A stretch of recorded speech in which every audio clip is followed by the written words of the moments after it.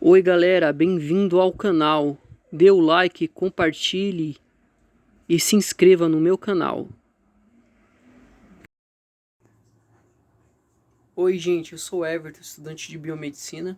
Hoje eu vou falar sobre diabetes mellitus, que está relacionada ao pâncreas.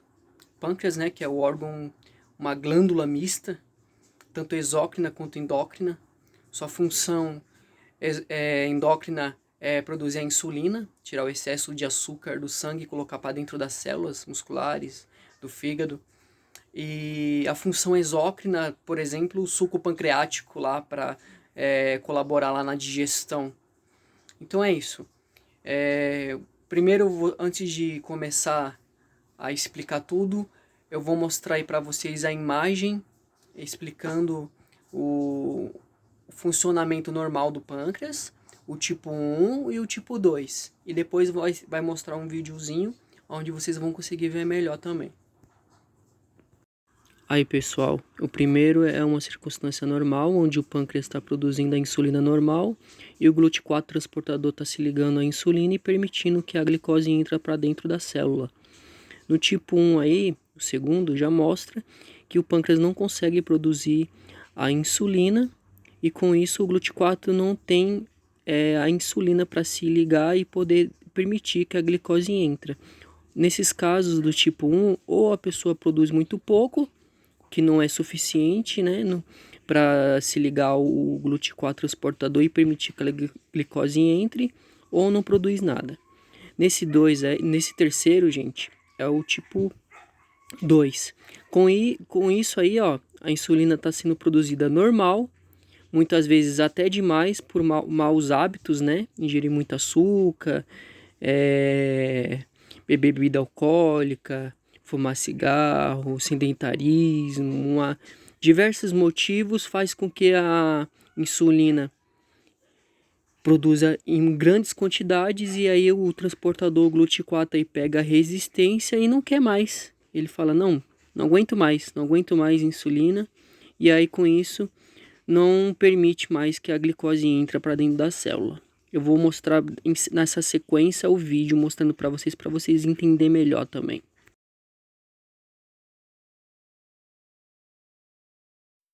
Olha aí, gente, esse rosinha é o GLUT4 transportador.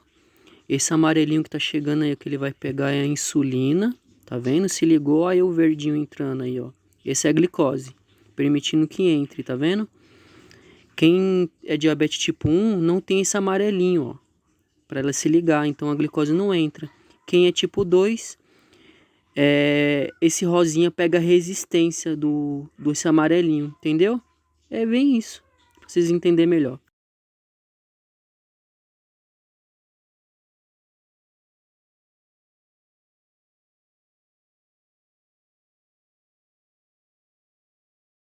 Proteínas. Em geral, são dois tipos. Tipo 1 é o dependente de insulina. É o que eu mostrei lá. A pessoa ela é dependente da insulina, que o pâncreas não produz a insulina. Ou produz muito pouco. O pâncreas, além de produzir a insulina, ele produz o glucagon também. Que ele faz esse controle do açúcar no sangue. A insulina vai colocar essa glicose reservada no fígado, no tecido muscular. E o glucagon é o contrário, ele quando nós não tem açúcar no sangue nenhum, aí ele vai fazer o contrário, ele vai quebrar o glicogênio lá no fígado e vai jogar para o sangue. Então ele faz esse controle, além de diversas funções, mas o foco é falar sobre a diabetes aqui. As causas da diabetes tipo 1 geralmente é genética.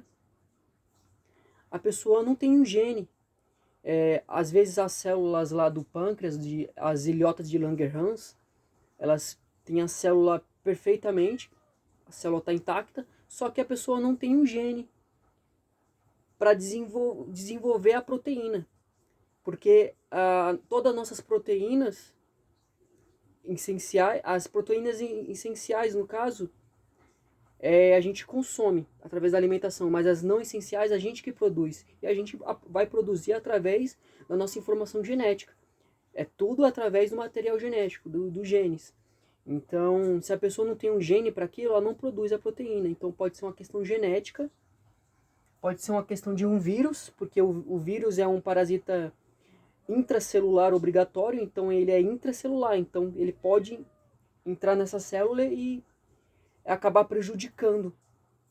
Como ele também pode entrar em vários tipos de células, mas especificamente dessa, e acabar impedindo que produza a insulina. E tem a forma autoimune. Autoimune é uma doença autoimune que ataca o nosso próprio organismo. Por alguma razão, é uma defesa do nosso organismo contra algum órgão nosso. Como se fosse uma defesa, só que ela ataca o nosso próprio organismo como uma forma de defesa, mas acaba nos prejudicando. Por exemplo, não tem a ver, mas vamos colocar o exemplo da febre. A febre é uma defesa. Geralmente quando a gente tá com alguma dor de garganta, alguma bactéria na garganta, a gente vai ter febre, às vezes, para poder... é uma resposta de defesa para poder expulsar essa bactéria. Só que o que acontece? Conforme essa febre aumentar muito, ela não vai só expulsar a bactéria, ela vai prejudicar as nossas células. Então é uma defesa que acaba nos prejudicando. É que nem a doença autoimune. O foco seria ali do organismo nos defender. Só que ele não está nos defendendo, ele está atacando o nosso organismo. Então ele está atacando ali uma proteína que é benéfica para a gente. Então não era necessário uma defesa, mas por alguma razão ele acaba atacando ali. E não age como defesa, né? Porque a proteína é importante para nós. Só coloquei como um exemplo, tá, gente?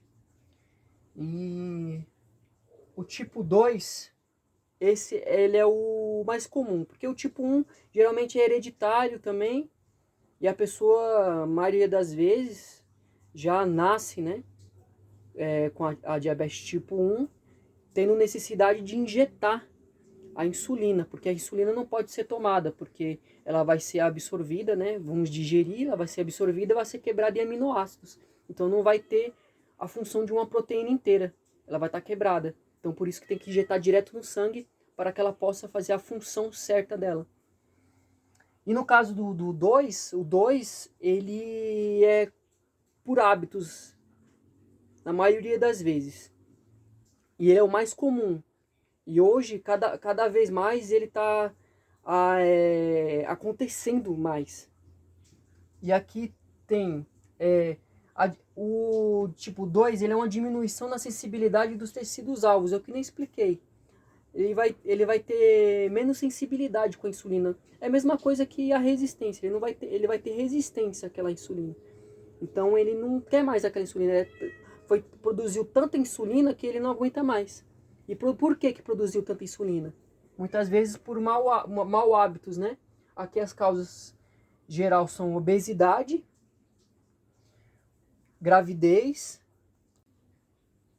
Então, e no caso da gravidez, é porque na hora do parto ali, a mulher, o fígado dela vai liberar, né, com o glucagon, né, do pâncreas, vai liberar lá o açúcar lá, a glicose do fígado, para fornecer mais energia para ela na hora do parto. Então vai aumentar muito a glicose. E aí esse aumento pode ocasionar aí uma resistência com a insulina e depois, mais para frente, acabar causando a diabetes. E aqui pode ser mutação também, uma mutação genética, né? E maus hábitos. Geralmente uma alimentação ruim, com muita glicose, que nem qual é a diferença de você comer o arroz e tomar o refrigerante? O arroz, ele é uma molécula grandona de açúcar. Ele é uma molécula grandona de glicose. Só que acontece, Quando a gente se alimenta com arroz e absorve aquela molécula grandona de glicose, esse processo é bem devagarinho, então a gente vai absorvendo bem devagarinho. Essa glicose, ela vai sendo absorvida bem devagarinho. Então dá tempo da gente gastar essa glicose do arroz. Principalmente se a gente fazer exercício, a gente consegue gastar essa glicose do arroz tranquilo. Mas do refrigerante, ele é absorvido muito rápido. Essa glicose do refrigerante, ela vem tão rápido que não dá tempo de a gente gastar. E ainda por cima ela dá picos de insulina, ela vai dar muito impacto, que quer dizer que ela vai dar uma explosão de açúcar que vai trazer um monte de insulina, e aí vai encher o insulina lá no GLUT4 que transporta, né, que eu te mostrei no vídeo, vai encher nele lá em cima dele, e ele, o que ele vai fazer? Ele acaba pegando resistência a isso, porque não tem condição, é muito açúcar, ele não aguenta. Combinado com sedentarismo, você não está gastando de jeito nenhum, combinado com maus hábitos de alimentação e principalmente o refrigerante, ele é um grande causador, não dá, a pessoa pega resistência, não consegue, entendeu? E aí tem o alcoolismo, também é uma forma que prejudica, o tabagismo, todo esse tipo de toxina vai acabar prejudicando, vai acabar estimulando que a pessoa tenha diabetes. O sedentarismo eu já falei, a idade, com o avanço da idade acaba acontecendo, que a pessoa vai afetando um pouco o sistema imunológico, né? Pode, uma forma que acaba estimulando, querendo ou não. O estresse crônico, aquele estresse repetitivo, eu fiz um vídeo aí sobre o estresse. O estresse, ele causa diversas doenças, ele prejudica muito os órgãos e ele é um grande causador da diabetes também, porque ele aumenta a glicose. Ele solta o hormônio que estimula a produção de glicose. E com isso pode ocasionar diabetes. Aí tem falta de sono, você não dormir direito, medicamentos como tem remédios para hipertensão, são beta-bloqueadores e diuréticos, que pode criar resistência à insulina e pode também bagunçar, né? Fazer com que o glucagon libere o açúcar e não libere e o pâncreas não libere a insulina, só libere o açúcar e faz uma bagunça ali no pâncreas e pode criar resistência. Mas, claro, não é para vocês parar de tomar o remédio da hipertensão, vocês precisam tomar. Mas ele só vai fazer isso relacionado às outras coisas. Por exemplo, se você toma essa medicação, você não pode parar de tomar ela. Não tem jeito. Ah, mas a gente fala, mas aí eu vou ficar diabético. Não. Você vai ficar se você misturar todas essas coisas aqui. A má alimentação, o sedentarismo, fumar, beber. Agora, se você tomar só a medicação, mas você é uma pessoa que faz exercício, muitas vezes você não precisa fazer academia se você não gosta de academia. Você pode fazer, dançar, pode correr, pode fazer natação, pode fazer esporte, jogar bola. Tem tanta coisa para você deixar o seu corpo, que nem as donas de casa geralmente, elas se movimentam pra caramba. Arrumar a casa já é um exercício. Eu sei bem disso, que você limpar a casa ali é um exercício. Você varre, você passa pano, você lava a louça. Isso é um exercício. Então, o que está faltando aí? O grande causador não é o remédio da pressão, às vezes nem é o exercício, mas é a alimentação. O grande causador aqui da diabetes vai ser a alimentação. Vai ser a alimentação, refrigerante, essas coisas, principalmente refrigerante, e vai ser o estresse crônico, porque as pessoas se estressam muito também. Então, para mim, o grande causador é eles. Sedentarismo também, porque querendo ou não, tem muita gente sedentária, tem muita gente que fica só no sofazão, assistindo, fica só paradão, aí vai para um lugar, já vai de carro, não se movimenta muito, às vezes já tem um trabalho, muitas vezes, que só fica ali no computador, é um trabalho que não tem movimento, e a pessoa fica naquele cotidiano, e acaba entrando numa vida sedentária, às vezes nem percebe que está entrando, e acaba se alimentando com coisas rápidas, lanches rápidos, porque às vezes não tem tempo, né, de fazer a comida, ou não sei. Mas acaba escolhendo, optando por lanches rápidos e aí acaba tendo mais riscos de ter a diabetes. E aqui pode ser também doenças como pancreatite, porque se você tem uma doença no pâncreas, o pâncreas que é o que está controlando tudo ali, né? O pâncreas que tá soltando a insulina ali, né? Então, se prejudicar o pâncreas, você não tem insulina para poder se ligar o receptor GLUT4 para poder a glicose ser reservada nas células. O que acontece? Se você não coloca a insulina, no caso do tipo 1, ele não produz insulina, ou muito pouco. Mas no tipo 2, gente, a pessoa produz insulina normal. Só que o GLUT4, o transportador lá, que é onde a insulina está se ligando, ele pega resistência, né? Se ele pega resistência, esse açúcar ele fica acumulado no sangue. E aí qual vai ser a nossa função de energia, sendo que a glicose, ela é a principal fonte de energia para nós se movimentar. O que vai ter? Lipídios. Se a glicose está no sangue, a gente vai usar nossos lipídios. E é por isso que as pessoas diabéticas acabam começando a emagrecer, porque vai usar os lipídios dela, que é a fonte de energia, a segunda fonte de energia. E se a pessoa não tiver mais essa fonte de energia tecido adiposo, não tiver mais, já tiver muito, às vezes já está magra, não tem muito mais reserva de lipídios, o que ele vai usar? Proteína. E a proteína é uma causa de desnutrição enorme. Então, e aí se a pessoa usa proteína, a proteína é para tudo. E aí acaba prejudicando tudo. E o excesso de glicose ali no sangue acaba prejudicando as defesas imunológicas. É por isso que muitas vezes a pessoa tem que amputar, porque ele está atrapalhando a coagulação, está atrapalhando ali o sistema imunológico da pessoa, as células de defesa. Então, ele acaba fazendo um estrago no corpo inteiro. E para que isso não aconteça, tem as formas de prevenção aqui, ó, uma boa alimentação, fazer atividade física, evitar álcool e cigarro, beber bastante água. Isso aqui é a forma de prevenção. É isso. Alimentação boa, exercício físico, beber bastante água. É isso, gente. E aqui, ó, o tratamento é consultar o médico para o diagnóstico, tratar, para o médico poder fazer o diagnóstico, tratar e monitorar essa glicose, né? Ver como é que tá, o que está acontecendo. Ela está baixando, ela está aumentando, o que está acontecendo? Então é isso. Aí ele vai receitar um remédio para acontecer a redução dessa glicose. E aí eu separei aqui, ó, e aqui também a prevenção se encaixa aqui também no tratamento. A pessoa que já está com a diabetes, de qualquer forma vai ser o certo, né? E o foco dela é ter uma boa alimentação, porque aí ela já não pode ter mais uma alimentação ruim, porque ela já está com a doença, só vai piorar a situação dela. Se ela não tem uma boa alimentação, ela tem que fazer uma atividade física, beber bastante água e evitar álcool e cigarro.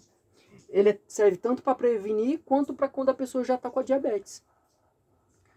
E aqui eu coloquei aqui algumas frutas que ajudam muito a reduzir a glicose no sangue, que é maçã, romã.